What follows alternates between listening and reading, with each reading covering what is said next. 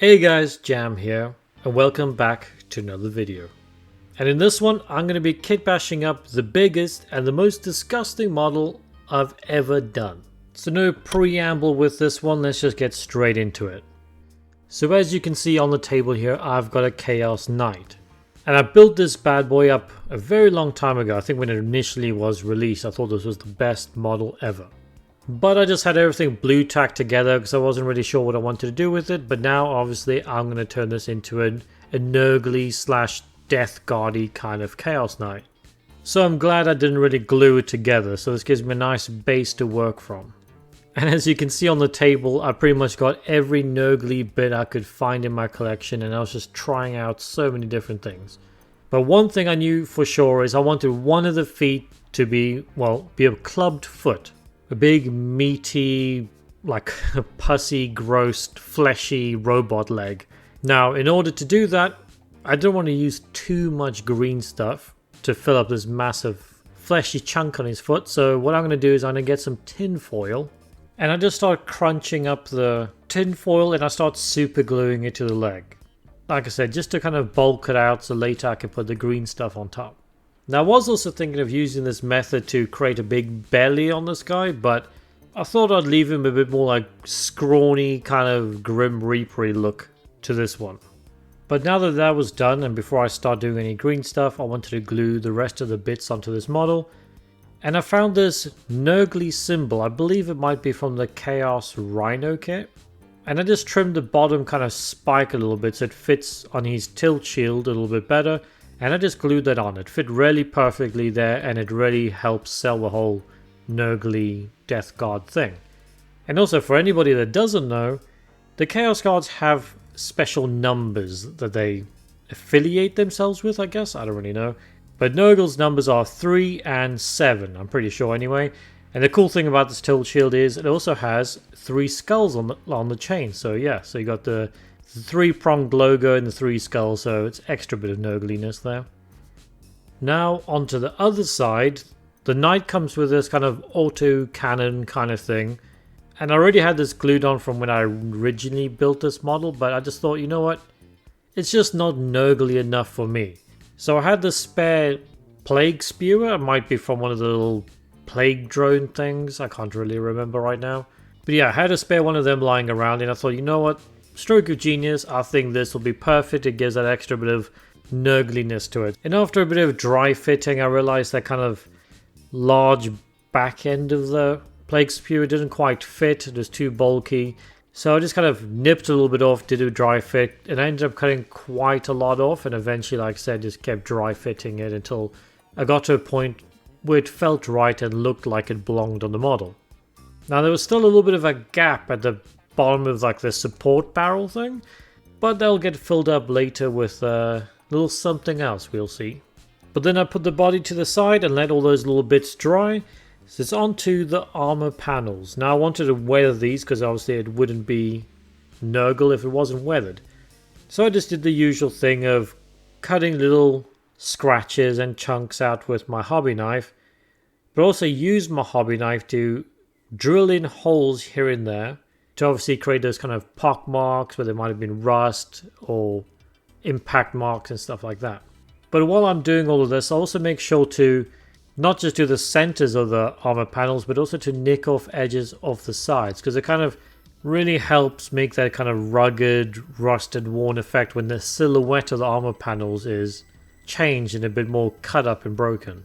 I also have this tiny little Dremel that I use to kind of, again, create little pock marks and just make the surface a bit more broken up, but it's not that powerful. But I'll use it here and there, and I'll go in on some of them with my hobby knife and drill the hole a little bit deeper. And I'll also use my hobby knife to create little cuts and splits on those holes to kind of look like the bullet wound is kind of cracking open. And then always the super duper handy trick when you're cutting up models and drilling them and stuff like that is getting some really thin plastic glue and just running it along all those cuts and stuff just to smooth that plastic out. Now I wanted to step up the battle damage to a whole new level. So I took some of the armor plates on this model and I just cut them straight in half with my little hobby saw. I wanted these panels to be just split in half. Now obviously once it's cut, I have to come in with my hobby knife and really jag it up and destroy the edges, because I want this to look like it's been either cracked with a missile or the flesh growing underneath these panels is just kind of like buckling it and making it all split apart. And again, once I did all that, I glued it on, but while it was drying, I moved on to something else. And that was the giant clubbed foot.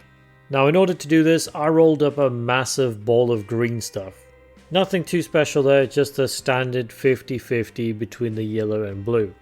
And to start with, I just started rolling out these really big, long, fat, sausage-like bits of green stuff to kind of start wrapping around the foot, because I want it to be like giant fat rolls just building up on each other. Now at the bottom of the foot I also do put big balls of green stuff as well, so it's like a bit more like lumps of fat, I guess. And I use my silicone color shapers here, or you can use a wet brush to kind of smooth out the green stuff and blend all the rolls together. But to give it a bit more texture and a bit more of like a skin feeling, I wanted to add what kind of represents paws, I guess. And I took the tip of my color shaper and I just lightly dabbed it all over the green stuff. Like I said, it just kept creating that kind of skin paw vibe. And as you can see here, the foot's almost done. It's just a nice mixture between the kind of long, fat rolly kind of bits of green stuff and then adding in tiny little circular lumps every now and again as well. Just trying to break it up. Now the next thing I wanted to do was the giant power fist kind of thing that he has. And I recently bought some of the bloat drones, the Nurgle demony kind of giant flies. And they come with these giant fly pincer arms or something like that. And I thought it would be really cool to have these kind of pincers just growing out and creating almost like 3-pronged fingers coming out of the wrist. It sounds kind of creepy and weird, and I thought it just looked quite nice. Well, I feel like nice is not the right word in this situation, but it suited the model. But yeah, basically, I just kind of cut a little bit, dried fit and everything, just making sure I got these pincers in the right position, made sure they're nice and flush with the body, because obviously this is going to need a good contact point for glue so it doesn't snap off. And once I glued it on there, same as everything else, I kind of just moved on a bit because I want this to dry before I start adding green stuff around these. And speaking about that bloat drone thing I bought, this is probably a little bit ridiculous, but I just, Nurgle's got that kind of jovial, fun vibe to it, as well as being very disgusting. But the bloat drone came with a rider, and this rider is just like sitting there ringing a bell or something like that. And it weirdly fit on the knight's shoulder pad perfectly. So I thought it'd be really, really cool if you just got this plague walker thing. I probably should look this up, I can't remember what they're called. But just the bog standard kind of Nurgle demon guys. Just have one of him just sat chilling on the side of a knight as it's cruising around, and he's just there ringing the dinner bell as he goes along. I just thought it'd be really, really funny. It fits Nurgle so well, and that's exactly what I did. Now, you let me know in the comments below if this detail was just a bit too over the top, or if you like it as much as I do, because like I said, at first I was a bit iffy about it, but I thought it was quite cute. And also, if you do enjoy these videos, guys, just a little reminder, I do have a Patreon and a YouTube membership if you'd like to support the channel and help me keep my bits box full. I think bits box is definitely a relevant thing to say in this video, because man, it's a big model and a lot of extra bits into this one, but any support really helps. Like, subscribe, share, all that kind of stuff. I do appreciate it. But as you can see here, this is where I'm at with the legs at the moment. Now, doing all this green stuffing did take me quite a long time, like quite a few nights, because I only get a few hours in the evening here and there, and obviously I don't want to make too much green stuff or I'll be there forever. And then the leftover green stuff I do have, if I just want to go to sleep now, I don't want to do any more, I just kind of put it down on the base, and I'm going to use this as like a wall to create a giant oozy puddle when I get to the basing. But now back to the upper half of the body, and I'm going to be doing some green stuff work on the head of this model. And as you can see here, I just cut up some green stuff again, just kind of a 50-50 between the blue and the yellow. And I roll it up into a sausage, and then I use a paintbrush.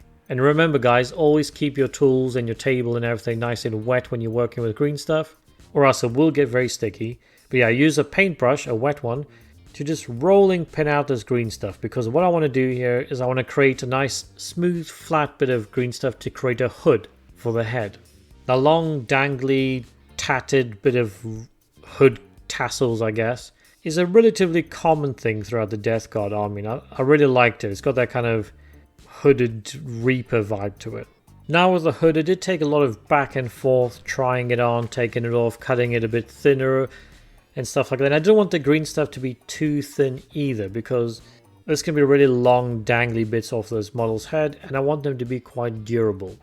And a little fun fact here, when I eventually got the hoodie tassel kind of things to be the right length and thickness and shape that I wanted, I also needed it to set in the right direction that I wanted. I wanted a bit of a wind blowing through. So what I did was I set the head at a bit of an angle, so I leant it up against a cup and I got it the right height and everything, so the green stuff was leaning over as it set, so it kind of created that curve to it. And later on, once it was set, I did come in with my hobby knife again, just to kind of cut some chunks and nick the fabric a little bit more, again just making sure it looks nice and rough. Now jumping all the way back to the cracked armor panels, I wanted to kind of make some makeshift support kind of structure things, like they're trying to pin the armor back into place. So I got some plastic card and I cut little thin strips, and then I bent them into the right shape and everything I needed for these curved armor panels, and then proceeded to do what I do with pretty much everything in this thing. I just take my hobby knife and slice and dice up the edges and all that kind of stuff to make it look a bit more rugged, and I just glue them on. Now with the clubbed foot, you can see I also green stuffed in some pussy fat boils bursting out of the armor panel, so that's the reason why this one is cracked. And I do the same thing, just put that metal brace across there. And then eventually, once the glue dried and all those braces all set in place, I used my hobby knife to drill tiny little holes around the edges, because I'm going to use tiny ball bearings now and glue them into those holes to kind of create rivets. So again, just kind of selling that illusion that these metal plates have been riveted in to kind of keep that armor panel together. And personally, I think those rivety bits really sell this whole concept, and I think it starts to make the model really pop. And I just wanted to quickly show you what I did with the giant pincery arm. So again, I just chucked on little balls of green stuff here and there, and I just kind of used my color shaper to create that pockmarked kind of skin vibe. And yeah, I just wanted to kind of like flesh just kind of bursting and oozing out of every little joint and crevice of this model. And bonus thing, the green stuff also kind of strengthens the joints of those pincers as well. Yeah, I think it was quite effective. I kind of wanted these pincers to look like they were kind of bursting out of these growths, and yeah, I'm liking it. I don't know if it really says anything about me as a person, but Nurgle has always been my favorite Chaos Guard, and I don't know why. But yeah, now onto a bit more of a simple step, and that's the back of the knight. I thought it was quite simple and boring after the amount of work I've done on the front side, so I found these kind of dangly chain bits, and I believe they're from the Chaos Rhino sprue as well, and they weirdly fit perfect on this little metal frame bit here. So I just stuck two of them on the back, just kind of bulk it all out, and also it kind of matches the chains that sit on top of the knight's carapace as well. So there's just chains everywhere, and again, it bulks out the back a little bit. But that's pretty much most of the kitbashy green stuff done here. And I wanted to move on to the basing. So like I said before about having that kind of toxic pool in the front, I have some of the old Warhammer Fantasy zombies that I've had for years lying around. So what I did was I got one of the heads and I glued it into this kind of like crevice. I got one of the hands, cut it really short so that's kind of poking out, like the dude's fallen into this toxic pool and he's just sinking into it with his hand poking out and he's just dissolving. So later when I do the bases, I'm going to have to try and do something a bit fancy there. Now, one of the kind of running themes with my Death Guard basing is I cut up tiny little bricks of sprue, and I used my hobby knife to kind of carve chunks and everything to basically make it look like a broken bit of brick. And I build walls and kind of like this destroyed city vibe. So I do a lot of these and eventually kind of make this L-shaped wall-y bit. And it's a really great way to just use up some sprue that's lying around. I've actually wanted to do a video at some point to talk about the different kinds of basing and stuff you can do with leftover sprue, let me know if you'd be interested in that. And as you guys can see here, I've added this kind of like toxic waste barrel on the thing, and if you can notice, there's a little Nurgling next to the toxic pond, and this dude's from the Lord Felthius kit, I believe. And I just really liked, again, that kind of silly Nurgle vibe, and I wanted him just to kind of almost sunbathing on the side of this toxic thing, just watching this guy just get dissolved. So I thought it'd be quite, again, cute and kind of disgusting. But yeah, as you can see here, the model's all primed up, ready for paint. But as I was looking at this, I was like, man, I couldn't find the footage of the dead dude kind of dangling underneath the plague spewer gun. I thought I had that somewhere, don't know where it's gone. I started this video probably like a year ago, just never got around to finishing it. So I do apologize for that. I think the model comes from maybe the Fantasy Zombies kit. It's one of those older kits, not 100% sure. So apologies for that. But yeah, that's pretty much it for part 1, guys. I was going to paint this model up in this video, but it was starting to get really long. So stay tuned for part 2, where I go through the process of painting it. As you can see, I've already done a bit of base coating with the airbrush and stuff like that. But like I said, I just thought, you know what, I'm just going to get the first part out and then worry about painting. But actually, let me know in the comments below if you would be interested in a full video of me painting this up, or if it's not really your jam. Let's quickly shoot over to a little showcase and I'll get back to you guys.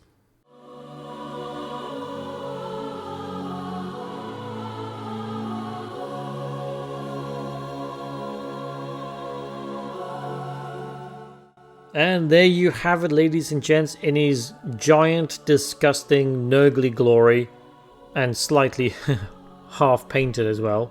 Do apologize for that, but like, again, it's just a very long video. But as always, guys, please let me know in the comments below what you think of this model. Does it nail that kind of Death God Nurgly disgustinginess? With a hint of kind of, like I said, that joy of Nurgle as well. And again, like I said earlier in the video, if you want to catch part 2 or just any sort of kit bashing stuff that I do on the channel, remember to subscribe, like, share. It really massively helps the channel out, and of course the Patreon and YouTube membership as well. Appreciate you getting this far, and until the next one, bye bye.